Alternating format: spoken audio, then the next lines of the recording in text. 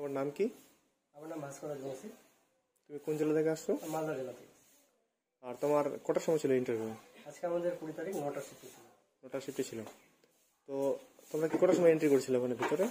Entry আমরা 9টার সময় করেছিলাম, 9:10 আমরা শেষের দিকে পাইছিলাম, সব 9টার মধ্যেই সব এন্ট্রি করলাম। আচ্ছা, কেউ তাহলে পরে ঢুকলে একটু অসুবিধা হয় না? না, অসুবিধা। আর সেখানে ভিতরে ঢুকে তোমাদের কি কি প্রসেস করতে হচ্ছে?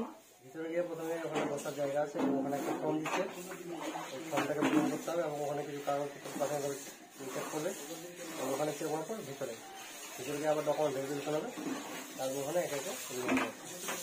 আচ্ছা, ওখানে কি কেউ যদি নতুন ডকুমেন্টস অ্যাড করতে চায় তাহলে কি অ্যাড করতে পারবে? আর বলছিলাম যে তোমার ইন্টারভিউ যে 9টার সময় ছিল, তুমি কটার সময় পেয়েছিলে ওখানে ভিতরে ঢোকার পর? মোটামুটি আমাদের 12:30 নাগাদ আমরা পেয়েছি, আমরা প্রায় শেষের দিকে ছিলাম। তোমায় কি কি প্রশ্ন করা হয়েছিল? ওখানে প্রথমে আমি ঢুকলাম, তো আমাকে বললো যে তোমার এনসিসি বা এরকম কিছু করা আছে। বললাম না স্যার, আমার কিছু করা নেই। তারপর বললো যে কিছু সমস্যাগুলো কাজের সঙ্গে যুক্ত আছে। না স্যার, ওইভাবে নেই, কিছু যদি করে থাকো তাহলে শুনুন, আমি তো ওইভাবে নেই, তো ওই ব্যাপারে আমি কিছু বললাম না। তারপর আমাকে বললো যে তোমার পড়াশোনা করতে, বললাম স্যার গ্রাজুয়েশন পাস এবং ইতিহাস অনার্স। তো ইতিহাস অনার্স বলার পর আমাকে ইতিহাসটা প্রশ্ন করলো।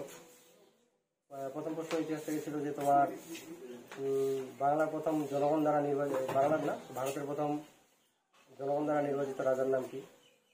তারপর আমাকে প্রশ্ন করা হলো পাল বংশের প্রতিষ্ঠাতাকে, পাল বংশ আগে না সেন বংশ আগে ছিল। তারপর আমাকে ইতিহাস থেকে আরও প্রশ্ন করা হলো যে মডার্ন হিস্ট্রি কোন সময় থেকে শুরু হয়েছে এবং কেন। তারপর আমাকে আর সেরকম কোনো প্রশ্ন করা হয়নি। তারপর আমার নাম ভাস্কর রাজবংশী, তো আমার ভি দিয়ে শুরু হচ্ছে, তো ভি কেন, এটা বি হওয়া উচিত ছিল, এরকম কিছু বললো। তারপর বললো ঠিক আছে তুমি আসতে পারো। ভিতরে কতজন স্যার আছে?